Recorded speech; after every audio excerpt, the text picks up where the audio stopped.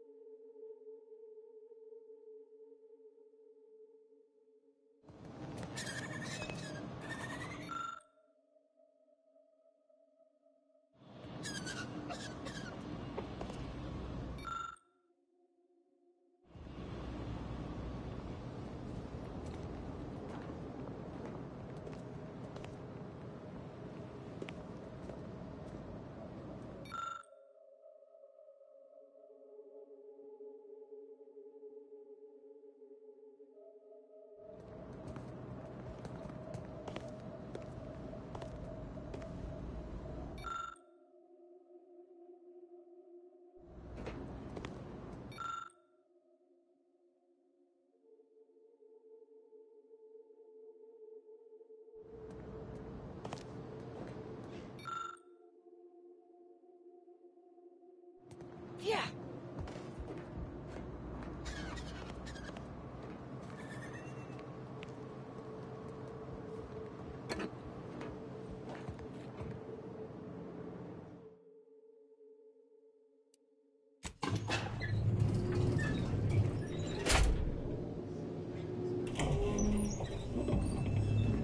How much longer do you predict preparations will take? Almost ready. Perfect timing for my former colleague to peer review my work. I'll press them to verify my settings. Thereupon, we will begin. Splendid. While others pontificate, we act. I await word of our success with bated breath.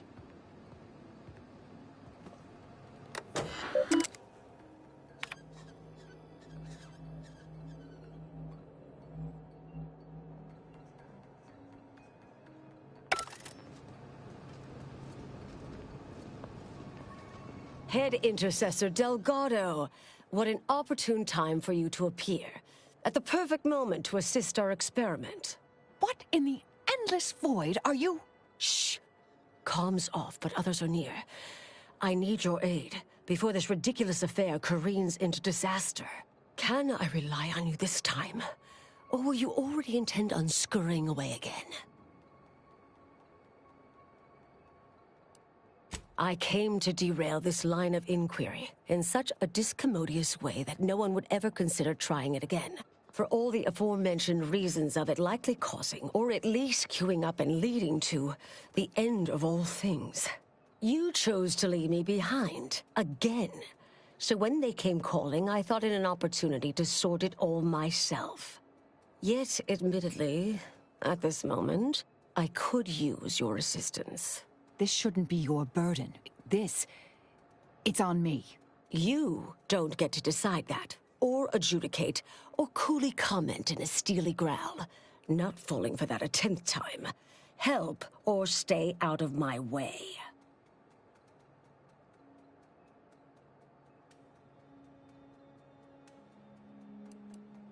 You don't remember us discussing this before Winter's Grasp? Too many competing crises, I guess. All right. Years ago, I was kicked out of the Order for research deemed dangerous. A means of sidestepping much of what's presumed required to solve the universal equation, using a series of reasoned shortcuts and educated postulations. The idea was, theoretically, it would hurry the process along, so the equation could be solved in our lifetime. It was completely unorthodox. Since then, I calculated what might occur if my work was completed. And there's a big chance of subsequent events leading to a universal end. So the stakes are everything. When we destroyed the original copies of her research at Winter's Grasp, I discovered someone else was continuing her work, which led us here. The test involves 4 stations. Each represents one of the fundamental building blocks of the universe. Zeranium gas, macro-ivs, nucleons, N-rays. All the usual stuff. That test chamber is where all are meant to mix. To simulate a mini-universe I can apply my theories to, pull data from, and deduce the universal equation in a reduced time frame. We know what happens if that's successful, so I need you to muck with each station's settings, then initiate the experiment.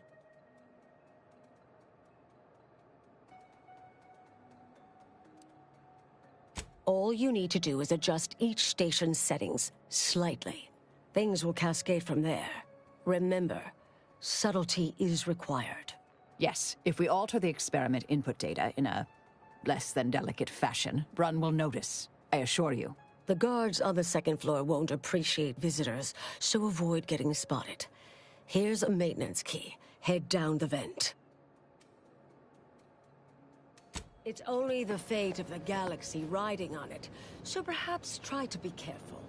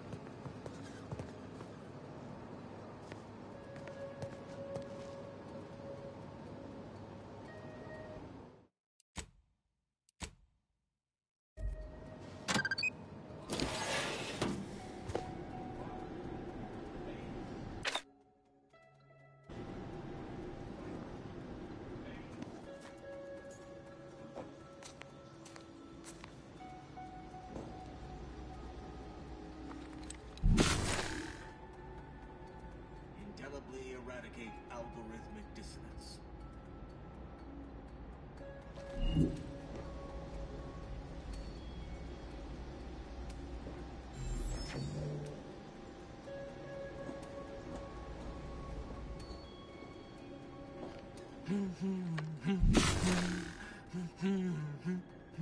What the?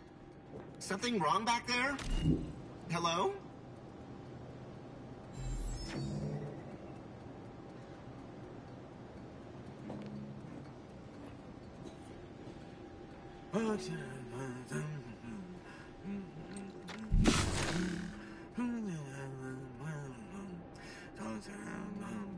Two.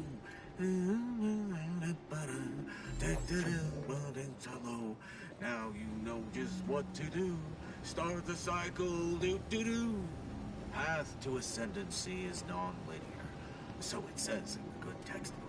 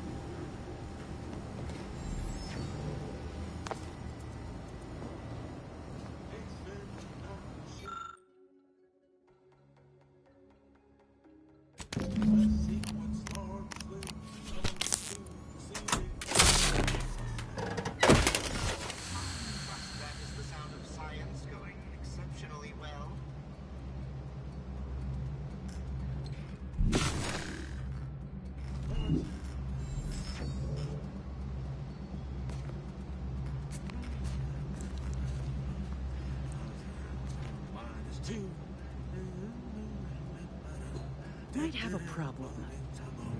Now you know just what to do. Start the cycle, do-do-do.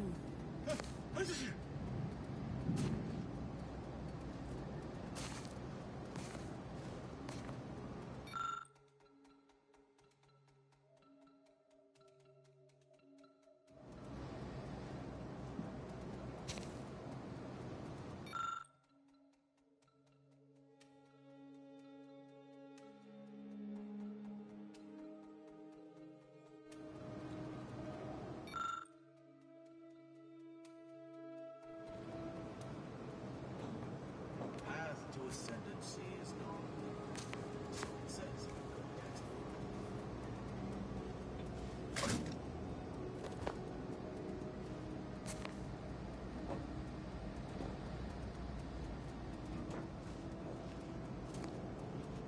He and Q were true. He is true, or Q is true. A simple truth table for turbulent times.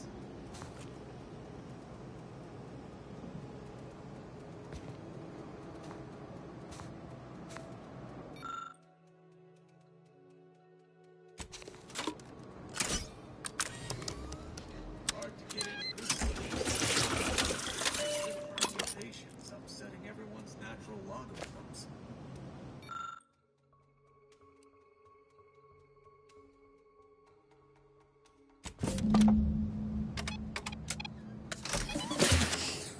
Anyone else hear that?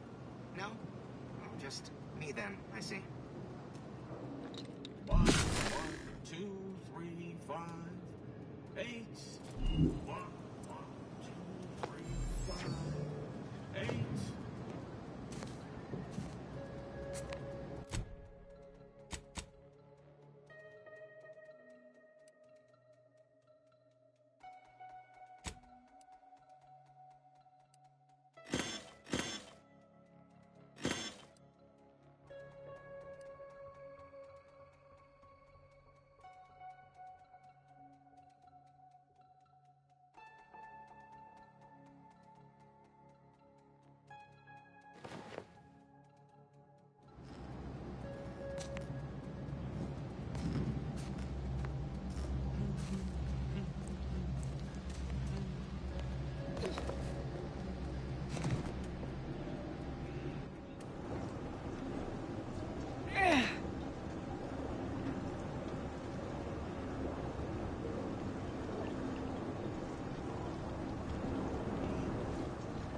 He is true, or Q is true.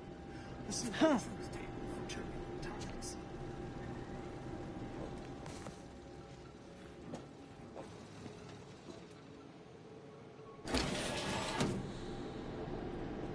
It's filled with troubleshooting. Let's see.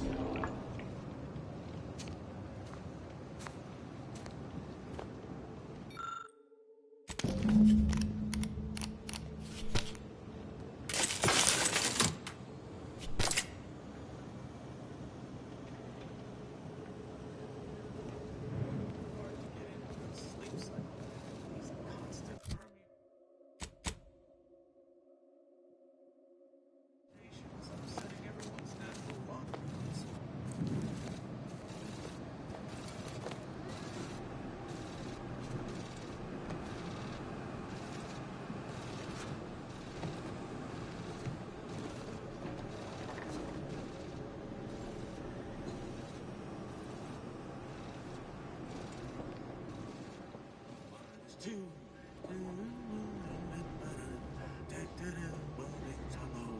Now you know just what to do. Start the cycle, do-do-do. Indelibly eradicate algorithmic dissonance. If you're done, evaluating my work and all settings are final, enter the terminal command to void the oxygen from the test chamber. The experiment will then begin. Commendable effort scrambling those settings.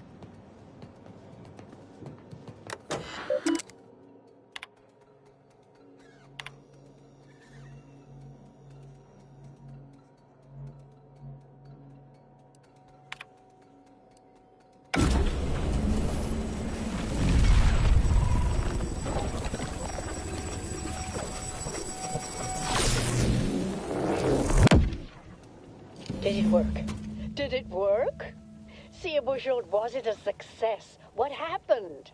Hold the applause just yet. I need to run the numbers. I'm sending the others back up to you. They can describe the proceedings in detail. I shall await their arrival. Anchor's Brun out. That is how these messages end, yes? If not, farewell. The results of the experiment will be a career-ending embarrassment for Anchoress Brun. But she won't accept this lightly. We'll need to do more. Yes, our next steps here will be crucial. I know this type of mission well. Granted, my targets were always meticulously well-researched beforehand. You'll need to convince her, destroy her logic, end this research for good.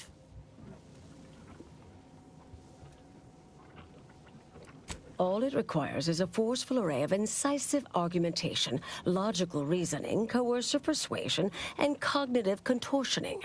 You mean one of our old brain-off maneuvers? Really? That's what the rank and file in our old department used to call it. Provost Bolding considered it a casual moniker unbefitting of an order scientician. Make Brun give up on science, logic, and reason entirely. Then no one will ever dare continue the research again. Between you and Marisol, it should be a light challenge. Easy.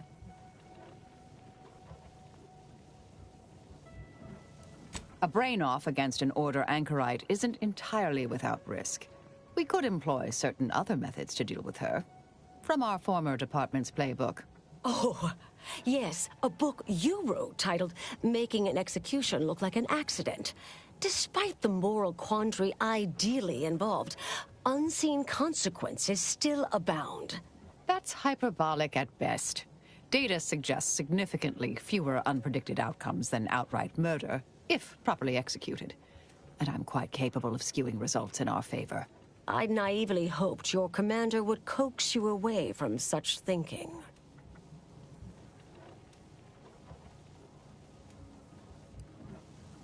I don't care anymore either way. After all, I'm just a weapon. These are the options. You decide. The Order of the Ascendant should be dedicated to uplifting humanity, not racking up a body count unduly. Our former department was shut down for things like this.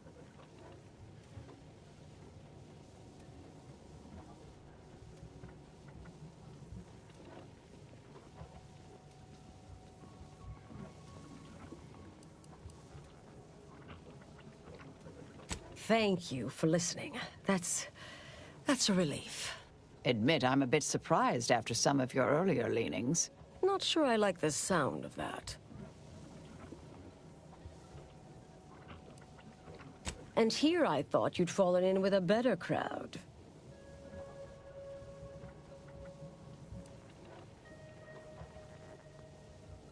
Typical argumentation may prove useless, and she'll likely see through most attempts at deception.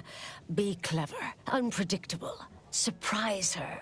But in the event you should fail, you'll need a viable backup plan, or it will erase any chance of success completely.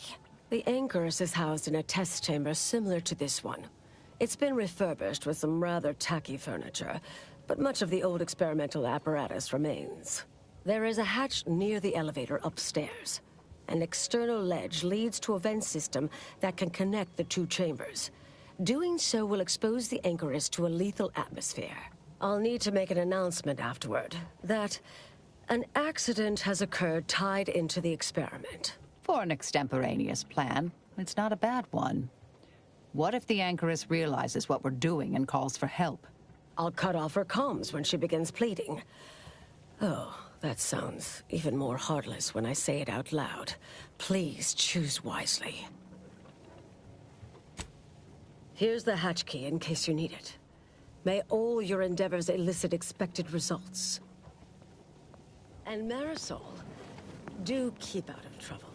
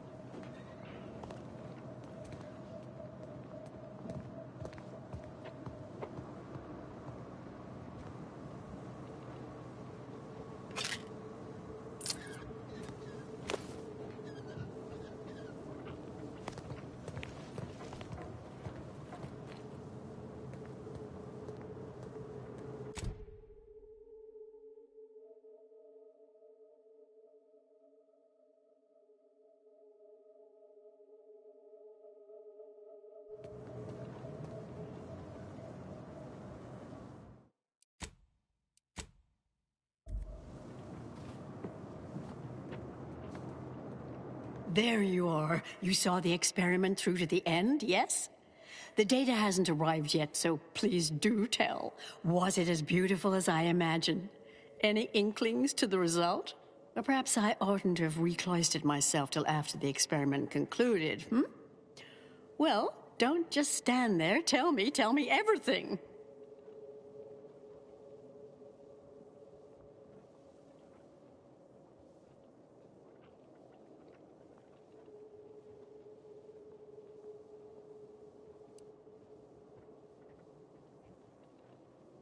What? No. It couldn't. Wait.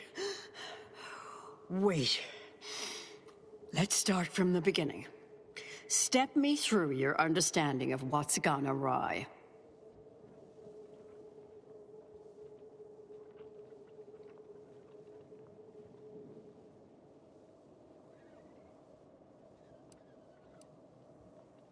I assure you it is not. Grace was personally responsible for its selection after advisement by our team. Everything is modeled after top-order labs. What else concerned you?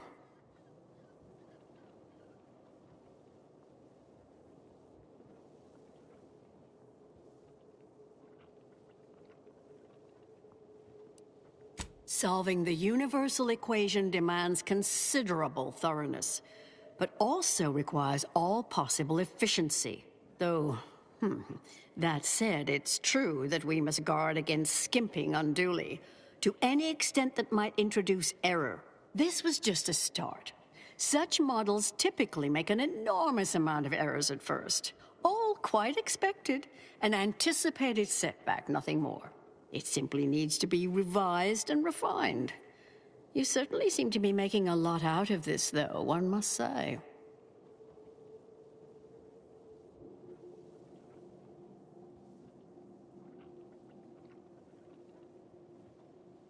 I miss her skepticalness and insight. If we could agree on a topic, there could be little doubt in its logic and rectitude. Look, there may be some validity to some of your points, yes. But we'll improve. We will continue to stride forward. There's absolutely no need for all this doom and gloom.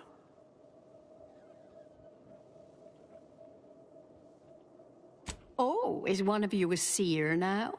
Because I put considerable more stock in the prognostications of the Order's prime mathematicians than I do any old run-of-the-mill soothsayer. Now, is that all? Because I think I've had enough of all this.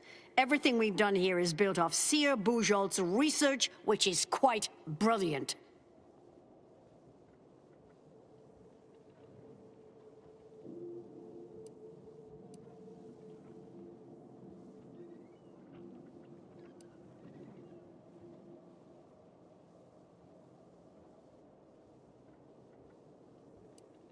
Really? Will I become a laughingstock among my peers? Have the whispered jeers begun already? No. No, calm down. Breathe. You've faced setbacks before. Ah, the experiment data just arrived in my terminal. Allow me to eyeball it a moment. Perhaps there's something here to help prove or disprove any of what you've been saying. There was some variance to the input data. Not far beyond acceptable parameters, but curious. Could explain the failure.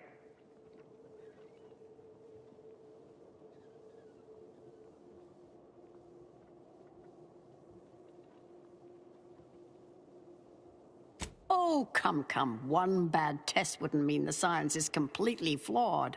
This has been a difficult conversation. Challenging, disputatious, at times compelling. Yet I remain unswayed. If I may, I have a point I'd like to add. There's a critical flaw in Seer Bujold's approach I think best illustrated by this English phrase. Time flies like an arrow. Fruit flies like a banana. I much appreciate this jest. Very simple, yet clever.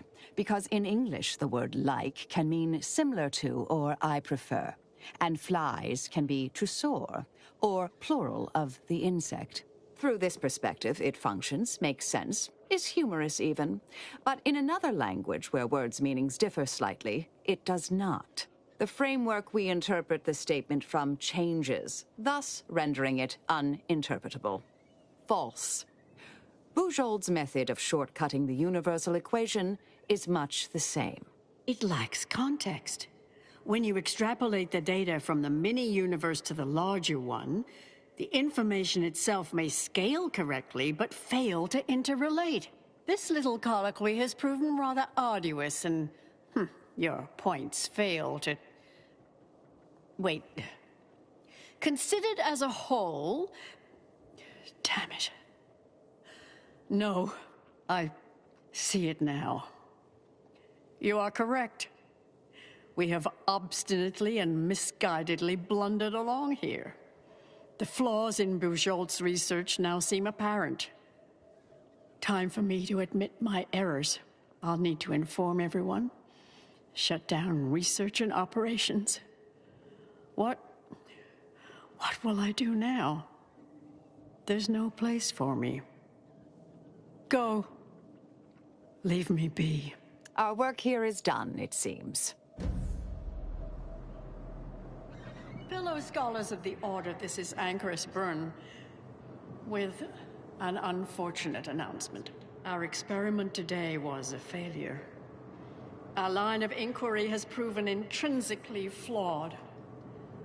I became dazzled by bold, captivating ideas and ignored bad science. I am hereby canceling all related research, shuttering the program, and resigning from the Order. If I have any final advice to impart to all of you, it is this: never follow your hearts.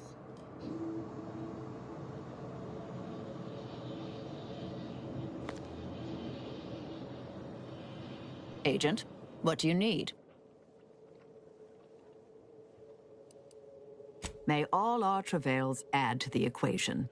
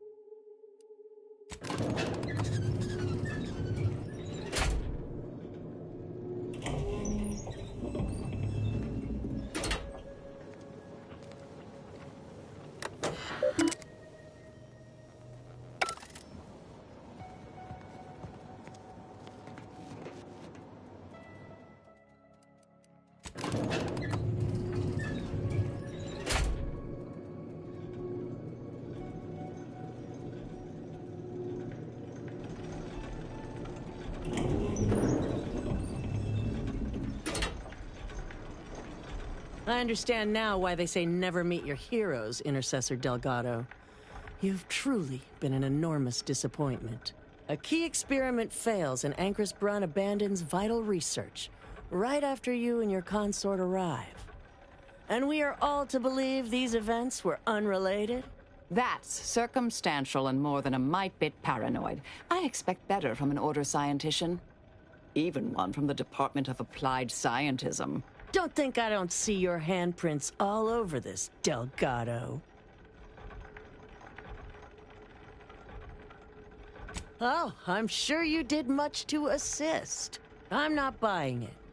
The Anchoress, poor trusting soul that she was, may have believed you were here in good faith, but I don't. You're looking more and more like enemies to me.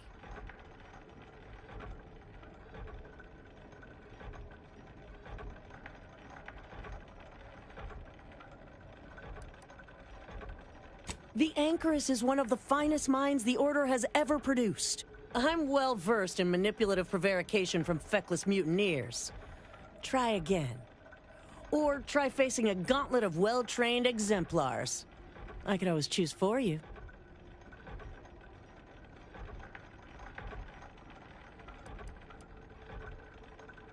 No, I expect not. I suppose I just needed you to be. I wanted so much to do something here, something relevant, meaningful. Now it's all gone. I don't know what to believe anymore. Go on, get out of here, before I change my mind. Fellow exemplars of the Order, stand down.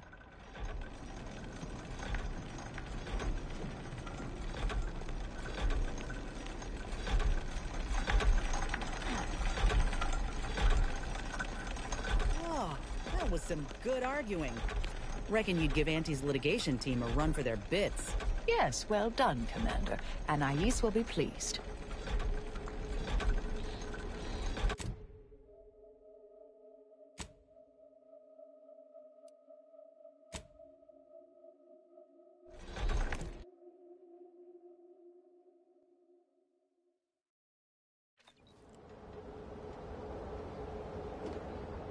Oh, look who it is. The legendary former head intercessor of the Order. Another mission successfully completed. Made it through all that without a scratch, hmm? Glad to see. Here's a future I'd always hoped for. You listened. Didn't just rush in like, I am Marisol Delgado. I am always right, even when I'm wrong. The credit or blame belongs to the Commander here. It was their decision, ultimately. You forget I know you. You always thought you knew better. No one could ever convince you of anything. Before, that is. Good to see. Maybe you are facing yourself. So noted. Well, off to the next crisis, then. Oh, right. You all take care, I guess. I meant to give you this earlier. Thank you. Anais? Goodbye.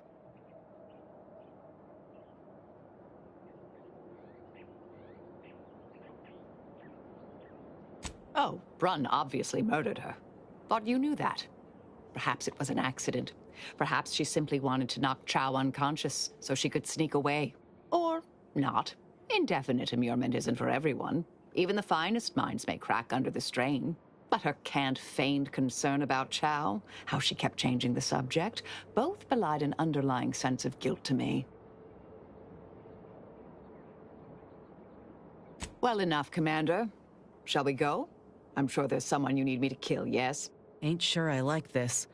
If she shuts herself off from who she is, we might just lose her entirely.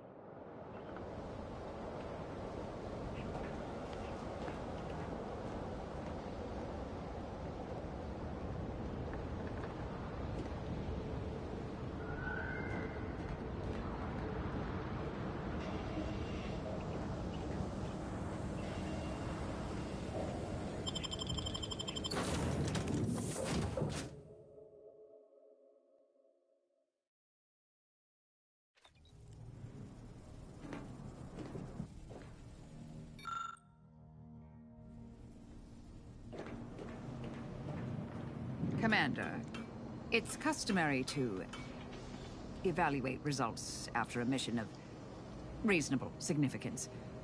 Would now be good? I've had some time to cogitate over what occurred at Point Obviation. Some parts don't sit right with me still. Wonder if you and I might talk it through.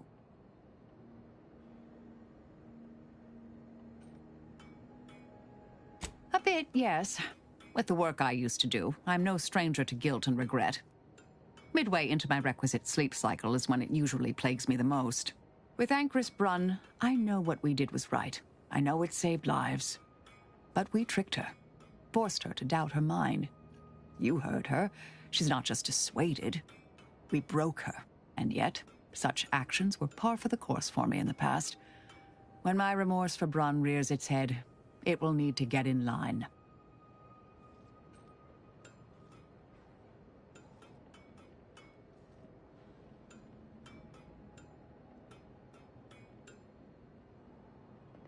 Southworth was complicit, yes. Though she's alive, I believe we've squashed her reviving my old department.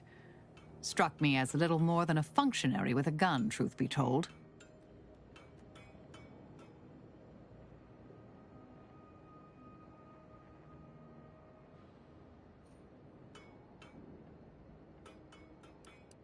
Theoretically, no, not necessarily.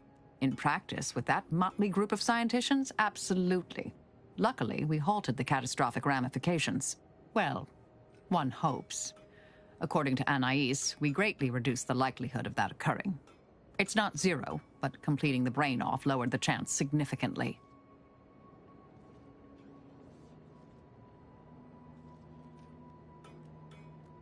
She seemed pleased that we listened to her concerns, so I've changed, apparently. Thanks to you.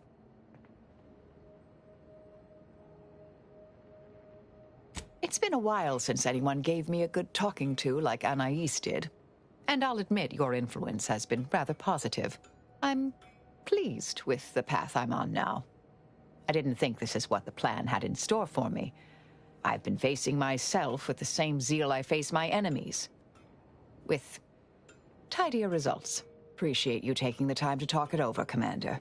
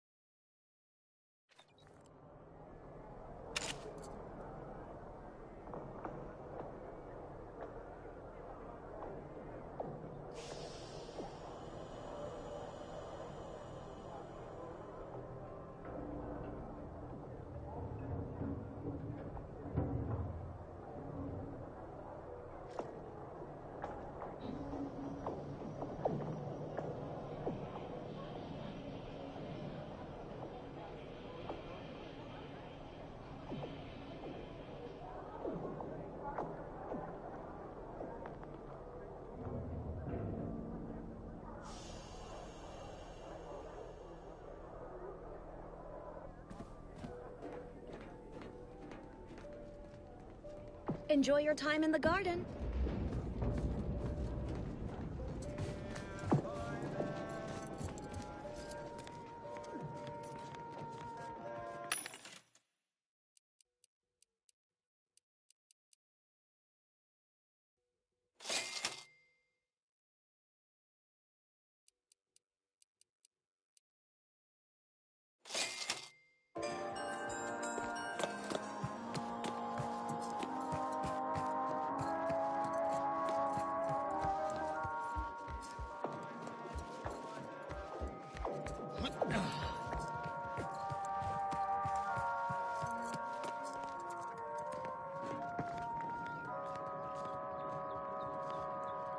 I look forward to the reclamation of the Hyperion web.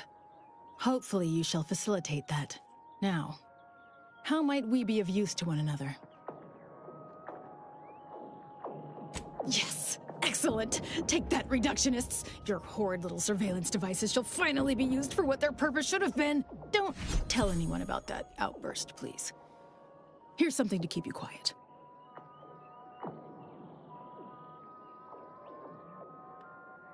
Yes, you've earned not only my trust, but the Order's as well.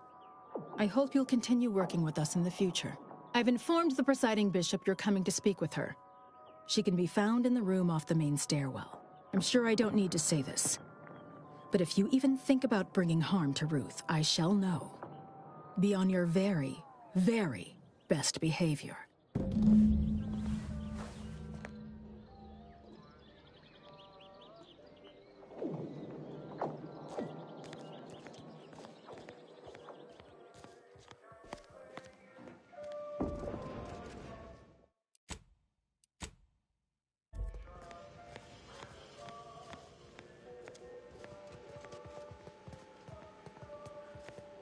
Good to see you again. I had hoped we could speak earlier, but no matter. A little time remains. You are a crucial variable in the solution to a critical problem. Since the unfortunate end of the peace talks, Gertie and I have kept in communication, and we believe it is still possible to get the Order and Auntie's Choice to work together. When you go in to speak with the presiding bishop, please raise the issue with her. I assure you this is the correct thing to do. For yourself, for us, for Arcadia.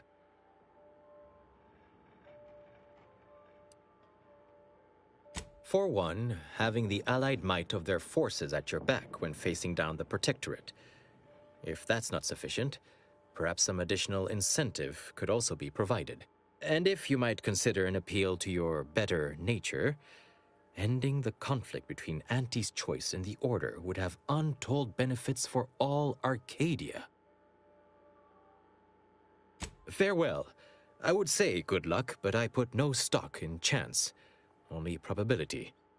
May the plan favor us against long odds.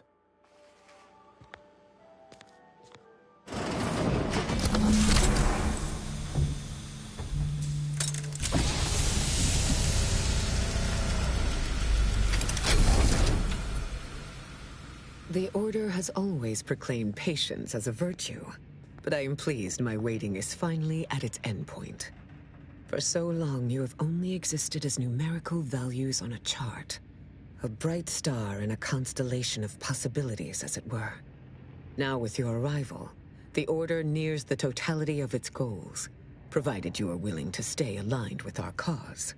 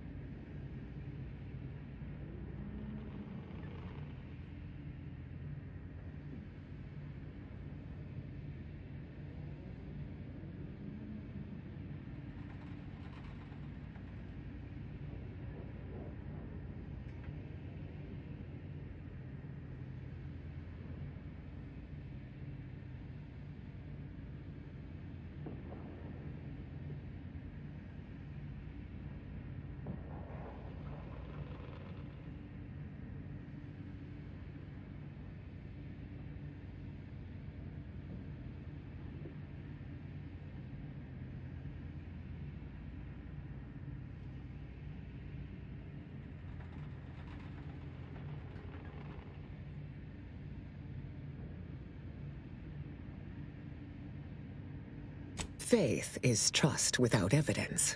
You deserve far more than that. Now then, I gather you already know who I am, but science has shown that good manners strengthen developing relationships by 5.3%. So, allow me to introduce myself. I am Ruth Bassar, third presiding bishop of the Order of the Ascendant, supreme calculator, and, plan willing, the architect of Arcadia's prosperous future.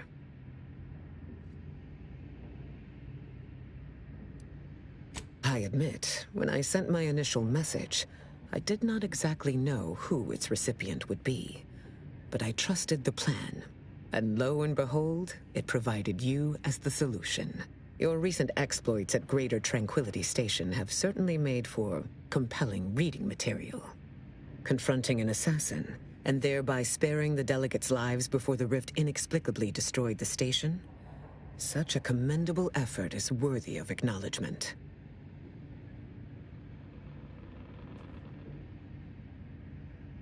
Yes, by all reports it was.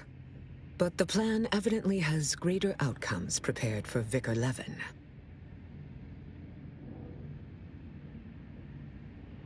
He is, at that. I consider him a close personal friend, and I cannot say that about many. However, there's something of even greater import we must discuss. I just received the most curious transmission from Auntie Cleo. She wishes to discuss a partnership of sorts, and I heard you were the source of this plot.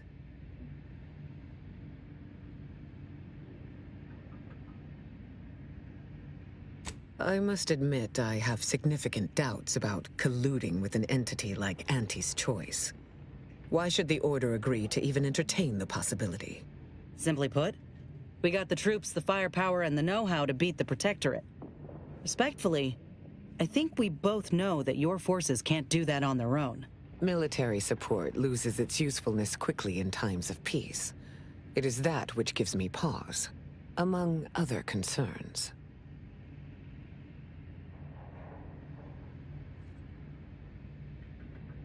Wise enough to recognize the perils, too.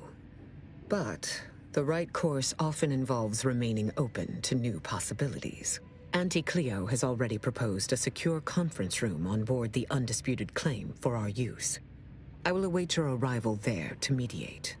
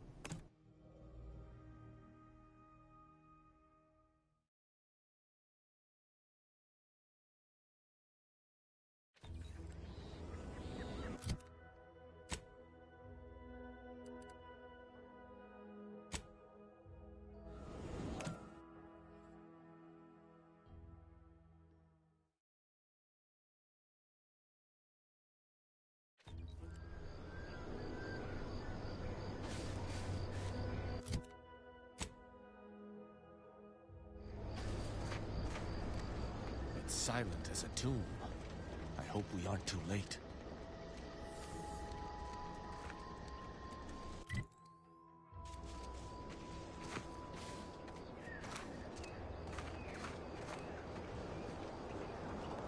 If Virgil's not about, he's like to be in the training grounds depths. There's a lift that will take us lower, located behind the door next to those stairs.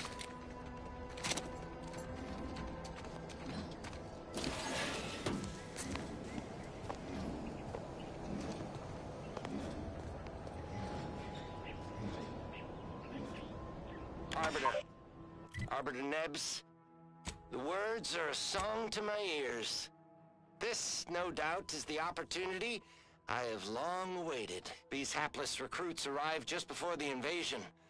No sooner had they set down their bags than their instructors were called to the war front. I read the fear, the uncertainty in their faces.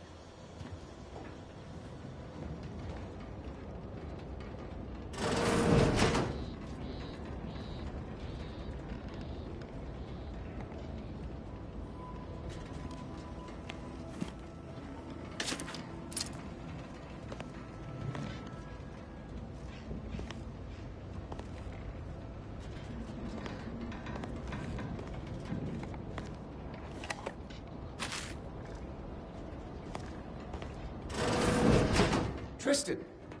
It's a relief to see a friendly face. Do come up.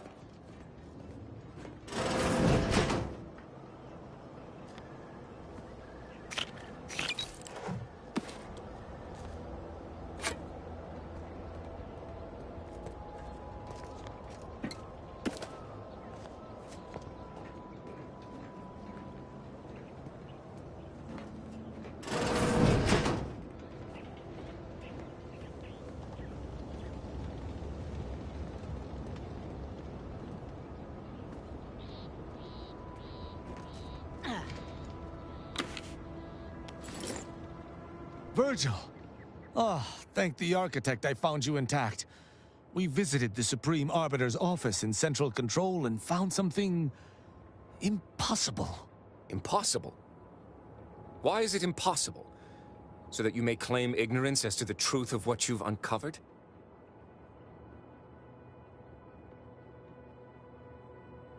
Fine. If you're still so thick-skulled, Tristan, then I can see I've no choice but to confess. Hold. Do you hear movement?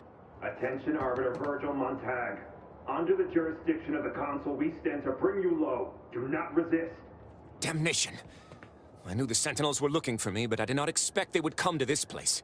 We have no choice but to fight. I can operate our turrets from this location, but you must engage the Sentinels head-on to prevent our being overwhelmed. Go now! Arbiter Montag, lay down your arms. Surrender and die.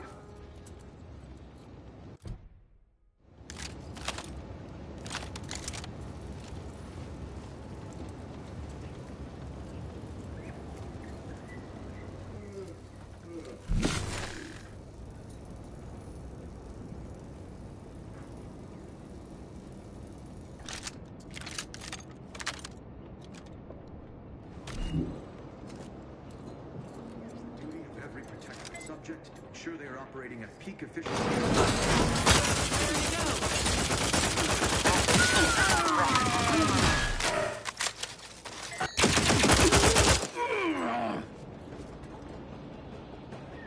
Those fools were but an expeditionary force. I've no doubt the bulk of their number remains on the surface.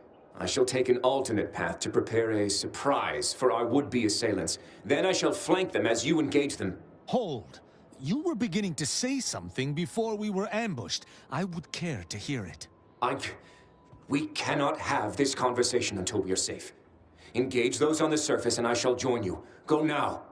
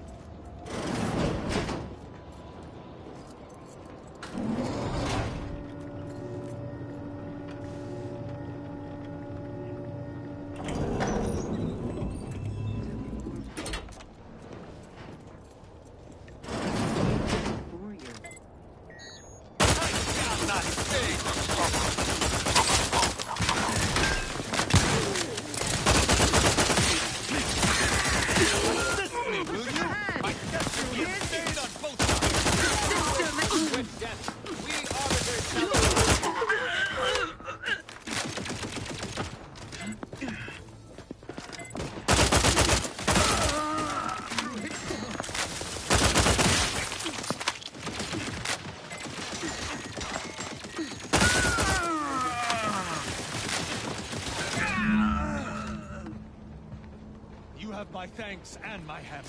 Virgil, enough! Our being at odds with the Council is one thing, but that was a small army! What have you done? You already know whether you're willing to admit it or not. Do you sincerely have a need for me to spell it out before you'll face the truth? Very well then. Tristan, you stand before the murderer of the Supreme Arbiter.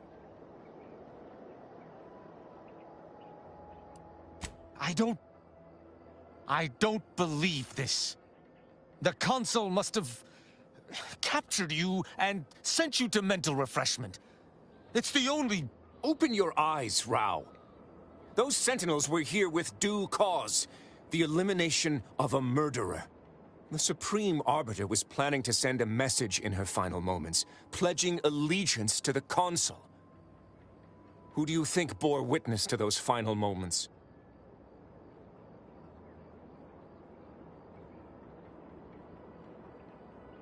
I did what I thought was just. No.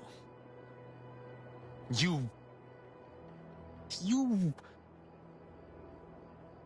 lied to me? I had to. I knew that if you learned what had transpired, why I did what I did, it would destroy you. Would it? Or were you just trying to save yourself from my wrath?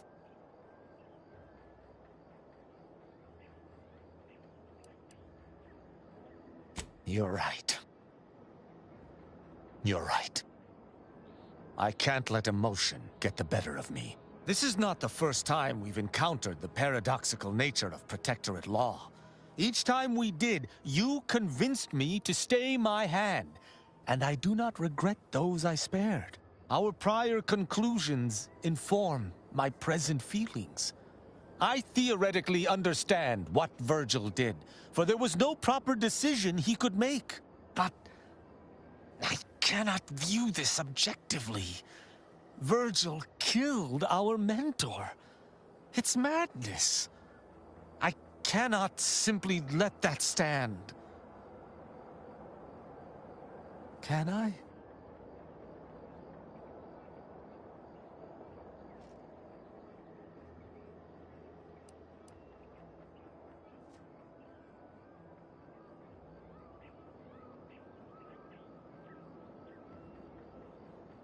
My hesitation is more reflective of a weakness of character. One does not hesitate in the Protectorate. One acts. What's right is right, and what's wrong is wrong.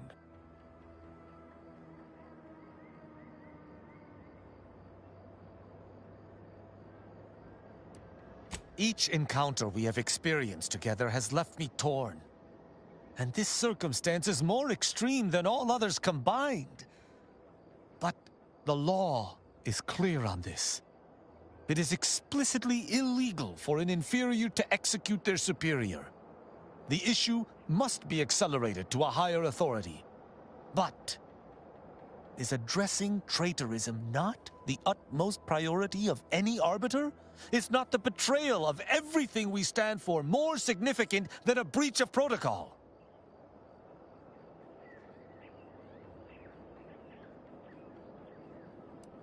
No.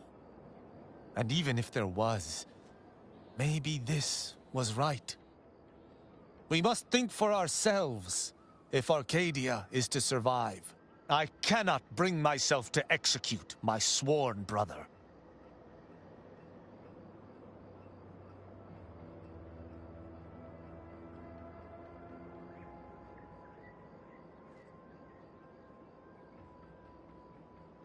I fear it may be too late for that.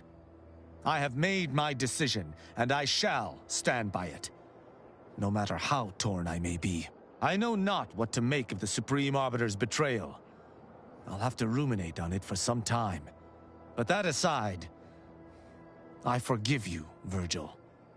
You are spared. Good on you, Rao. Ain't healthy to let the hammer solve all your problems.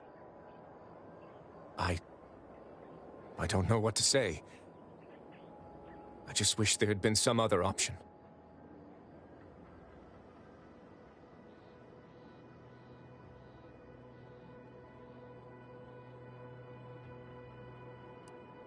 That's all well and good, but it shan't undo my actions, or bring anyone back. I must live with that. 1,000 words of thanks for meeting me here, Tristan. I know not what the future holds for us, but for the time being I must make myself scarce. Though, before I go, a parting gift. May Tristan make use of it better than I. Go with the Sovereign's blessing, brother. And be careful. If you survive today only to be brought low by an agent of the Consul at a later point, I shall be most annoyed. Commander, this has all been draining. I need time to process what we've learned today. What I've done. Later, I hope we might discuss it.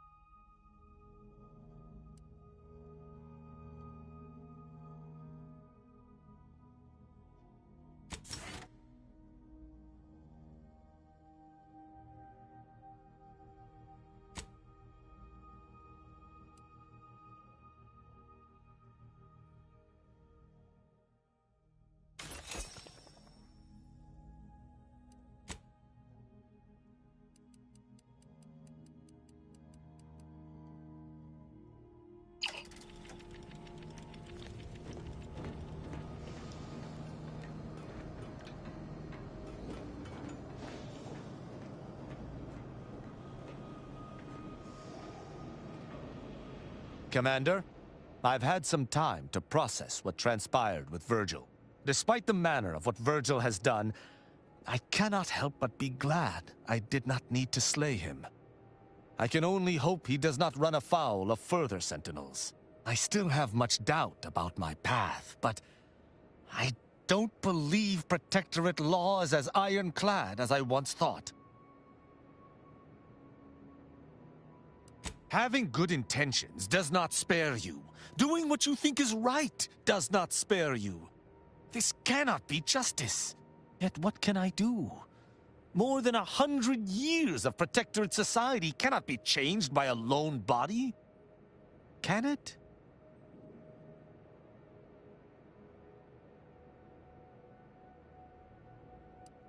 But how? I see. I must follow my own path, my own sense of right and wrong. I can only hope it has been cultivated properly. I shall remain with the Protectorate, interpreting its laws through a moral instead of a punitive lens. Innocent until proven guilty is a novel concept, but it is worth a try.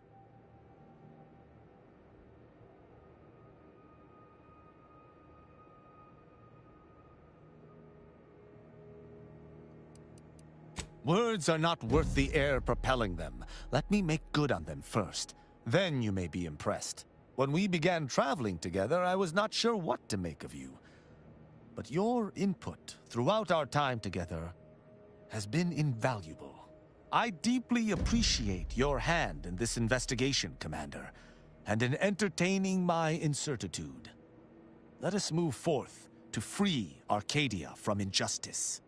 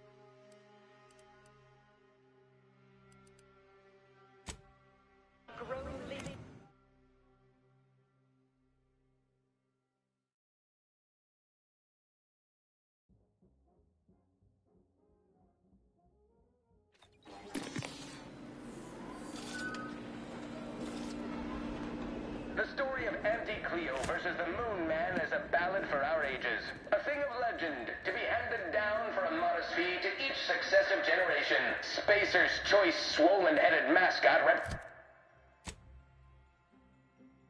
first impulses of old corporations, who unfairly stacked the deck against the little person, as they tried with us at Tau Ceti. But did Auntie Cleo take Spacer's choice devious shenanigans lying down?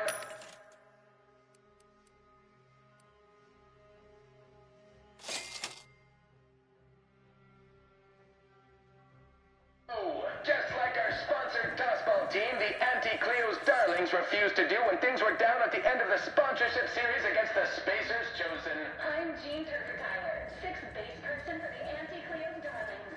I cleaned Spacers Chosen's goalie at the end of the fifth.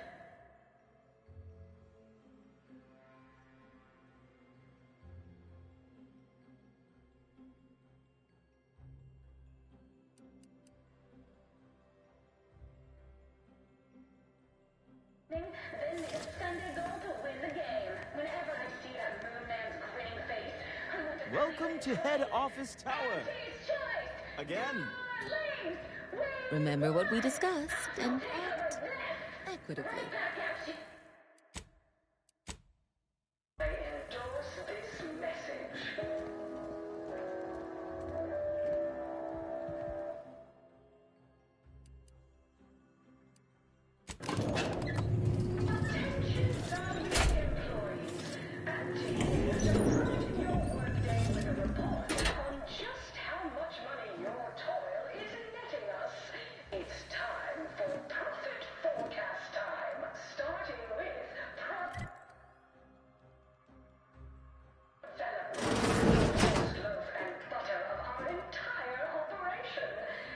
Look who it is, the instigator of this little affair.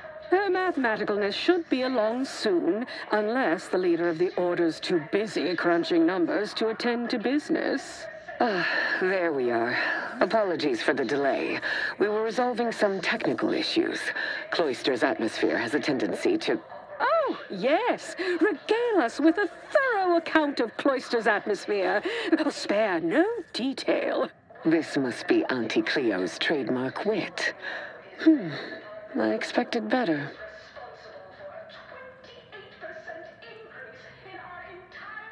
If I was discourteous, I apologize. So long as our mediator proves up to the task, surely we can remain civil. If not, these negotiations may prove short indeed.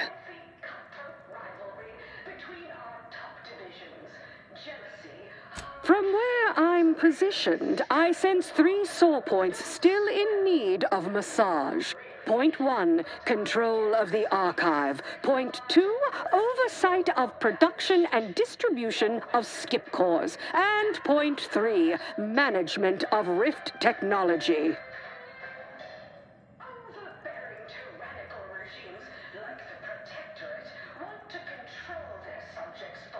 Before we go any further, I want it in writing that the Order will take full control of the archive without interference from Auntie's choice. What? So the Order can set it fruitlessly idling for another few centuries? We would put it to far more practical use. Imagine the marketing strategies it could develop. I would sever my own hand before giving custody of the archive over to a corporation. Humanity's ascension depends on its calculations. No, such a condition is out of the question.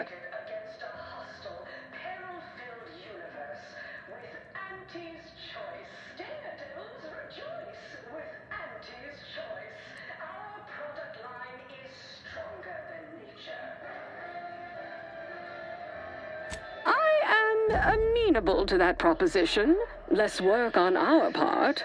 I'm waiting to hear an argument that would support such a ludicrous proposal.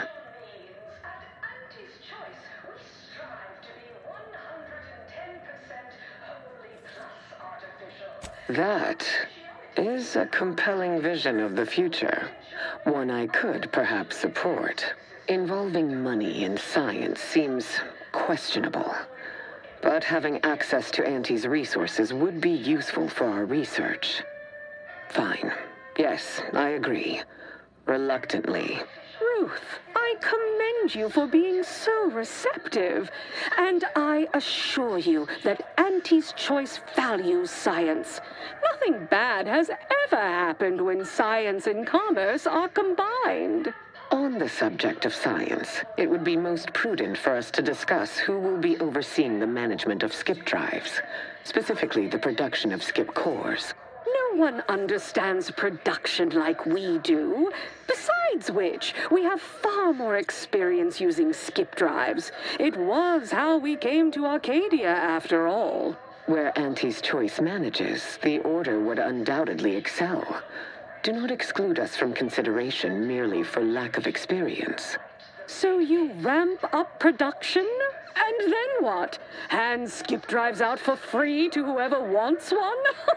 Preposterous, and a waste of a perfectly good monopoly. We would be diligent about who we licensed out the skip drives to, and a monopoly over space travel is precisely what I wish to avoid. This technology should benefit all humanity.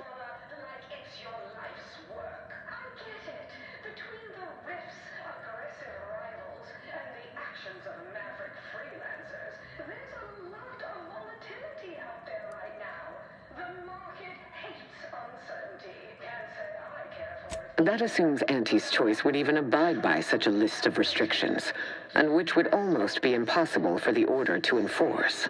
Not to worry. We can build a regulatory commission to oversee production and make sure everything is up to Auntie's Choice and Order standards.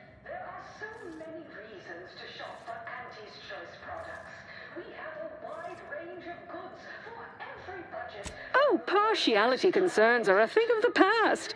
Obviously, regulators would be incentivized to care most about the safety of the consumer. You know, right after production costs. As would the likelihood that we will eventually improve upon it. We shall allow Auntie's control of the current design. There is still the question of who takes possession of the Protectorate's rift technology once the war is finished. Although the science is still largely theoretical, this technology could be used to not only close rifts, but create new ones. A dangerous power indeed, left in the wrong hands. The Order would fritter away valuable time endlessly hand-wringing what to do with the technology. Auntie's Choice would actually use it. For good, of course. In a gainful manner.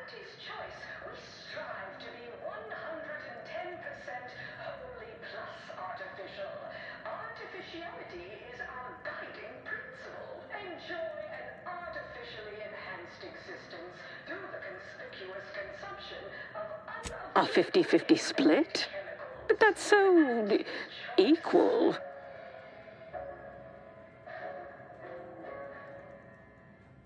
Goodwill rarely converts well into bits, but I suppose I do take your point. If Ruth's open to it, I believe I can agree on the general terms here. And, well, we can haggle over minor quibbling details like percentages later. I shall look forward to brokering the math with you, Cleo. There is one final matter I wish to discuss. I require some chemicals that I have been told are manufactured at a plant on Praetor, controlled by Auntie's Choice.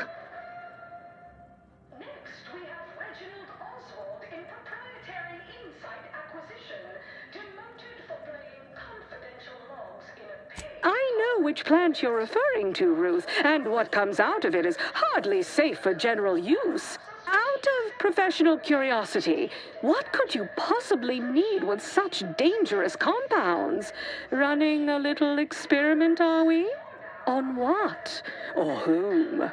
That is, quite frankly, none of your concern.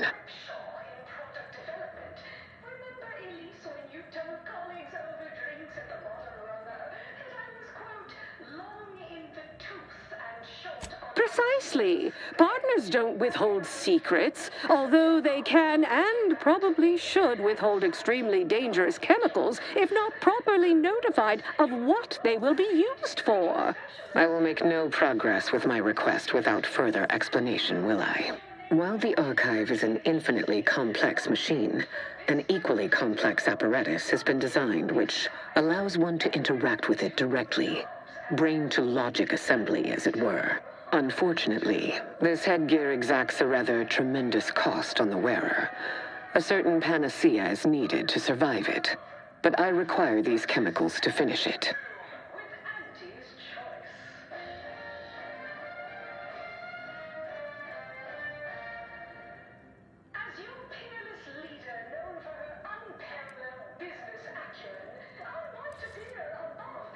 Certainly. I'll even extend our corporate partner's micro-discount to Ruth as a show of good faith.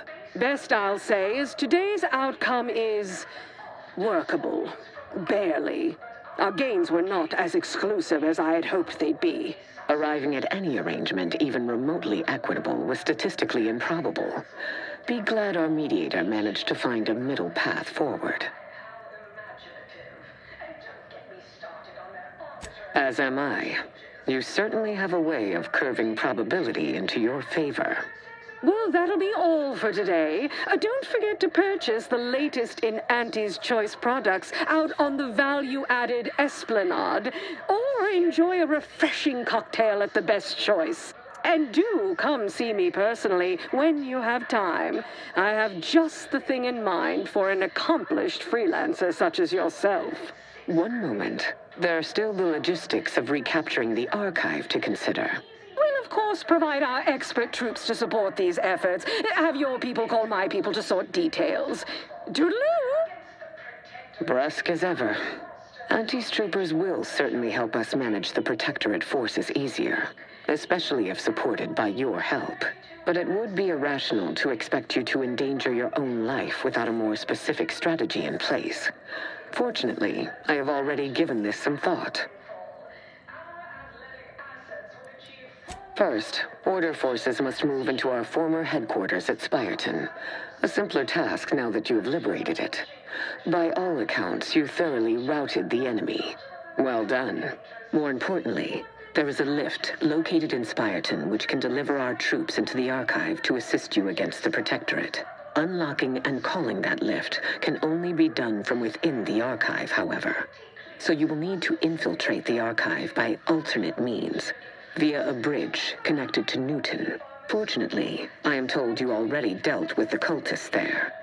Unfortunately, you will still need to find a way past a small rift currently blocking the bridge.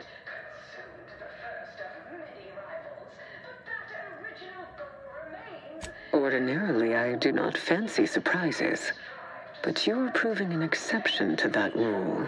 With such a device in hand, bypassing the rift should be as rudimentary as pie. And perhaps at some later date, you will also permit our scientists to analyze this gadget at length in one of our labs, provided all goes according to plan.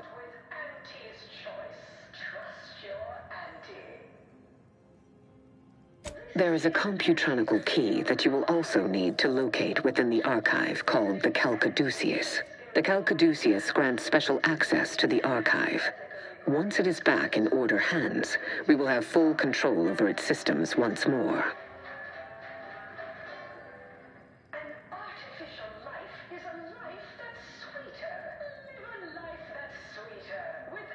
Until the Order has control over the archive again, this discussion is all but moot. You know what must be done. May you achieve progress in accordance with the plan. That was some damn fine intermediation, Commander. You might just have a future in finance. You know, after Auntie and the Order trounce the Protectorate. Underperformance review. First up, excessive corporate malfeasance. The only division that earns us less when they work raw. Ease off the throttle, gang. Won't be any malfeasance if you don't look for it. Next is assertive arbitration. Quite the bit.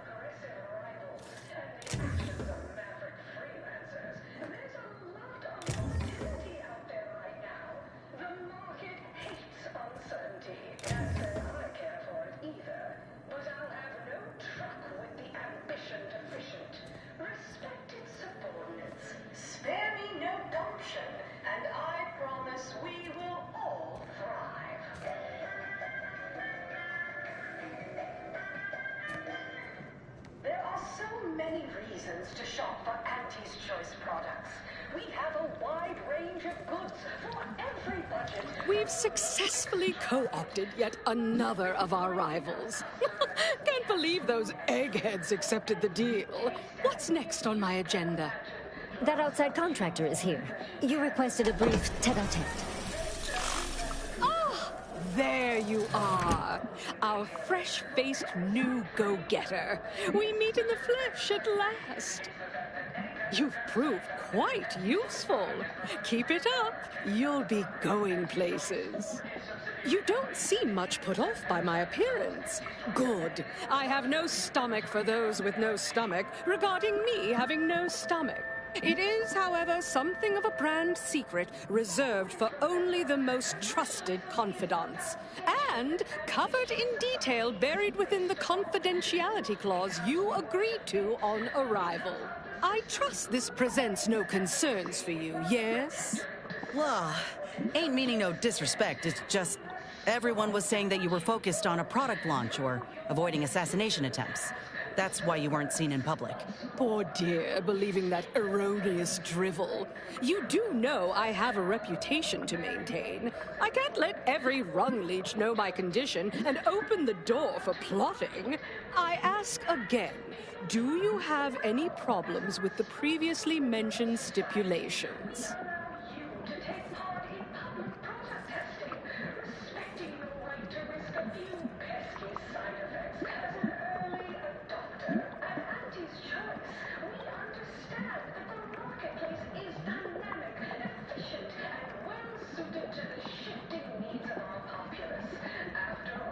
Fortunately, when you're the head of an advanced medical technology corporation, you become first in line for any experimental life-preserving procedures. As far as what happened, I was the victim of an unfortunate industrial accident shortly after we arrived here, the details of which are less salient than the details of what comes next.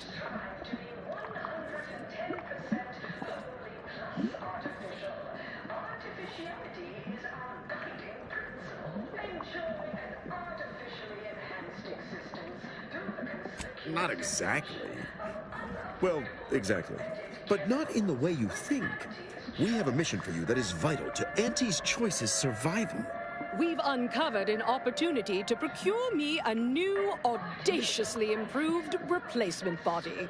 There was a past proposal to utilize graphs, but once I saw what happened to those misfortunates in the experiment, like your hanger-on here, the idea was promptly abandoned. Wait, are you saying that the grafting program was only started up to help you with your condition? And was shuttered because it couldn't? Yes, keep up, dear. You think we would have invested money in such a risky procedure for gains on the battlefield? Well, that's what bombs are for. That means your scientists lied to us, and our suffering didn't mean anything at all. Is that right? Me and mine were just lab sprats to you this whole time? This is what you signed up for. Tell me, did you also believe that we came here to solely liberate Arcadia and not for its resources? Oh, you did. How sad.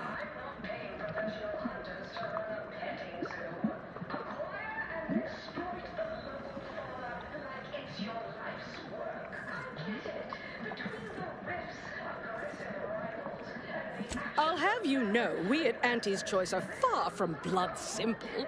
Where's the profit in killing all your enemies when you can co-opt and sell goods to them later? Ah, tut-tut. No, to find me the perfect body, you'll be assailing an inappreciably populated automated automech factory over on Praetor.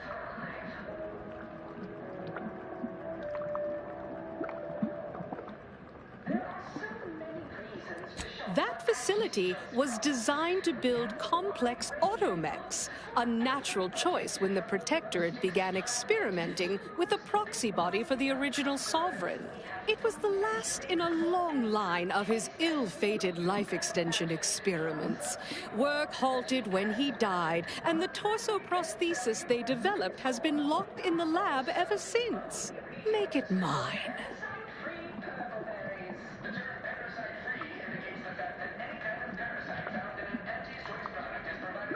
There's a sub-facility beneath the automech factory.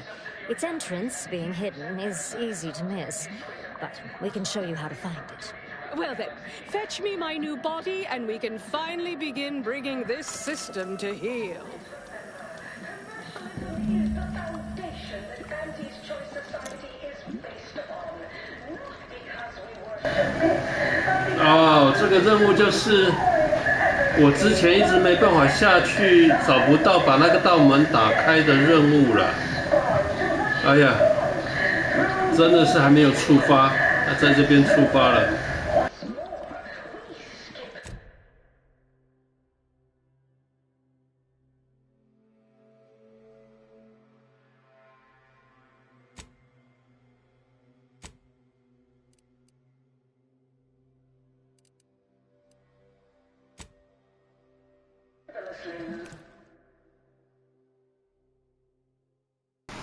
我之前在那个地方要找方式打开那道门，一直打不开，原来是这个任务啊。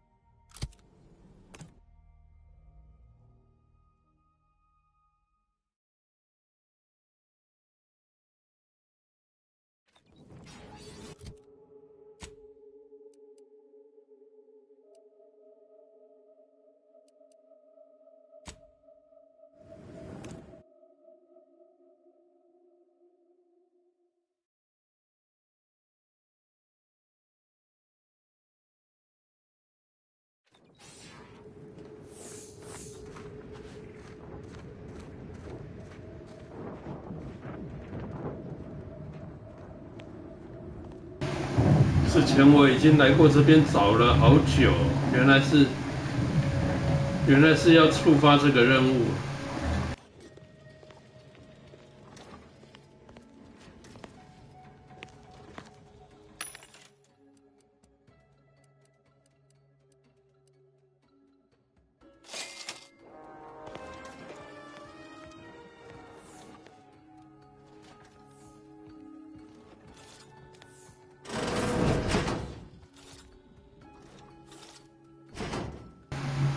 哎呦，我当初在这边找老半天。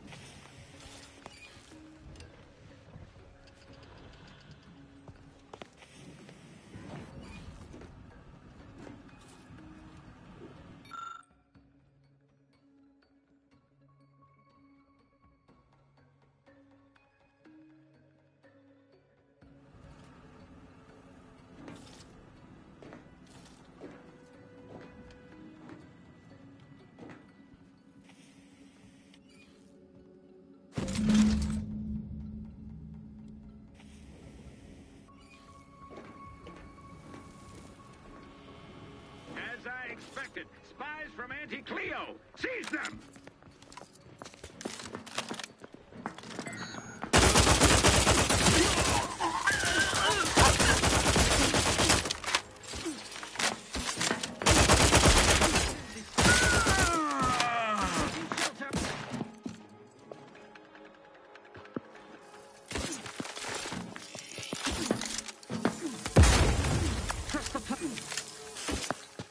Hastening to come!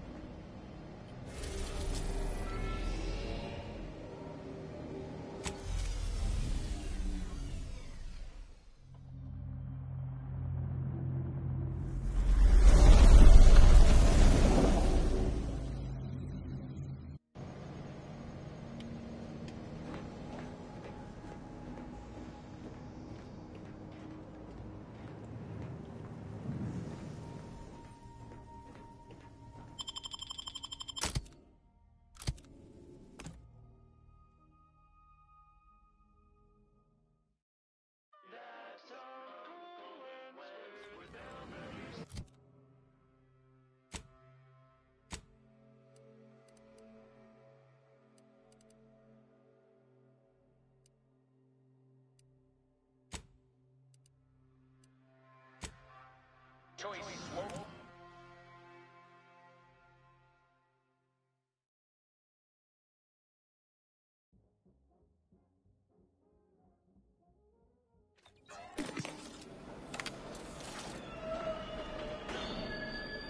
Live, love, laugh, purchase, and consume with Auntie's Choice.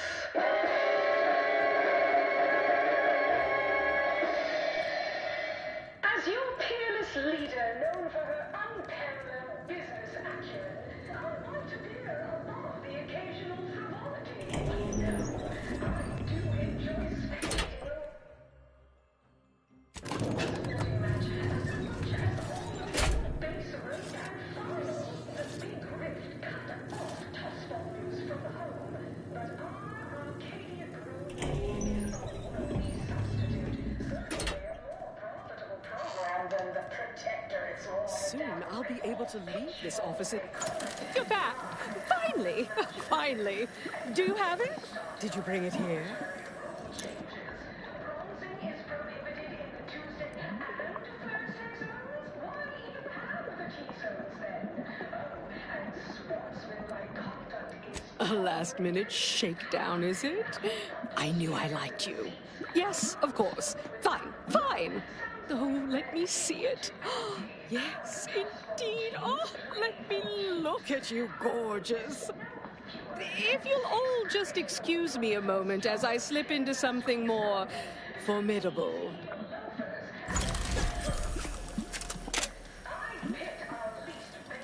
There you are. Congratulations. Now your body's almost as intimidating as your mind. You've narrowed the gap quite a bit. Oh, Auntie, you look amazing. Absolutely everyone will want a new mech body after watching you strut the walk. What about you? What do you think? Any first impressions you'd like to share?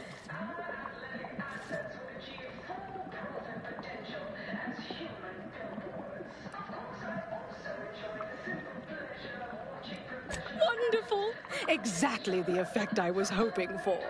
What's more, it's an undeniable confirmation that the Archive-derived strategic plan can be reliably executed and produces incredible results. With their predictive abilities refining our planning and execution, our market dominance is a foregone conclusion. Yes, so much to do, and we have you to thank for making it happen. I am quite looking forward to you working for me further.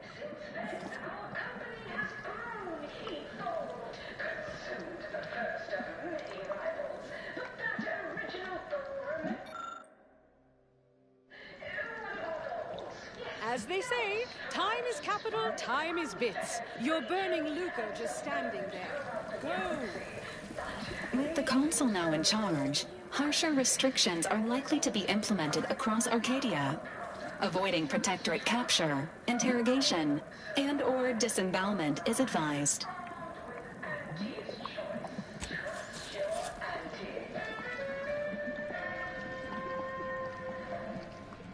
Limber up for a motivating lecture, employees. Just because your Auntie Cleo reached the top of the corporate ladder doesn't mean she can't resonate. Bottom rung relatability. Business is much.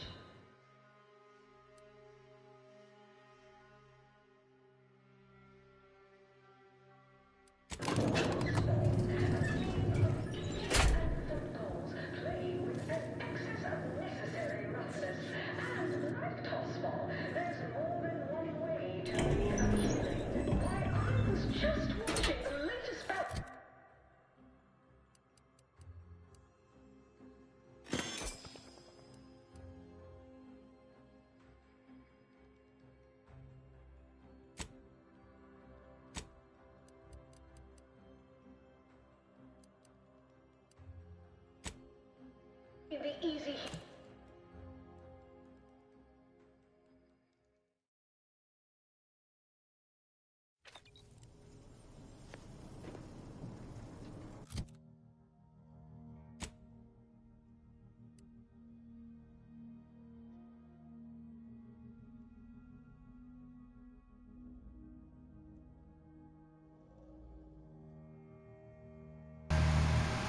哦，不会吧！我的经验值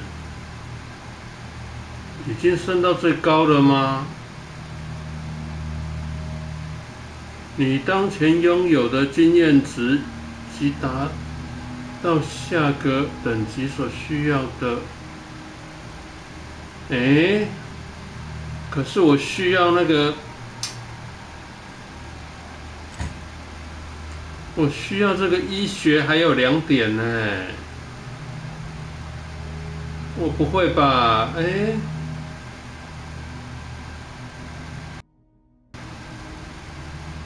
，20、23、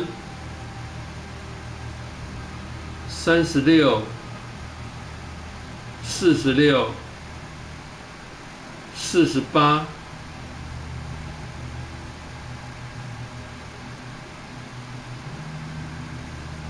48、64，哎，不对啊，这样子应该不会是最高点啊。哎，这如果这没办法升级，我有一个任务没办法达成呢。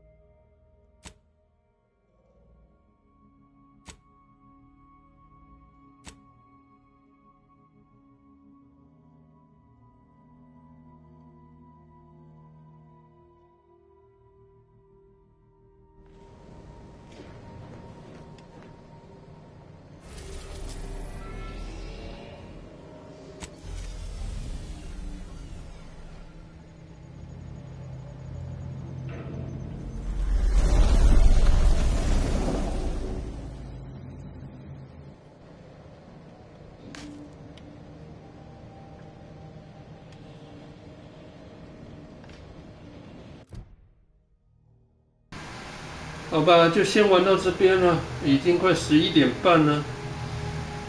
明天我再继续啊。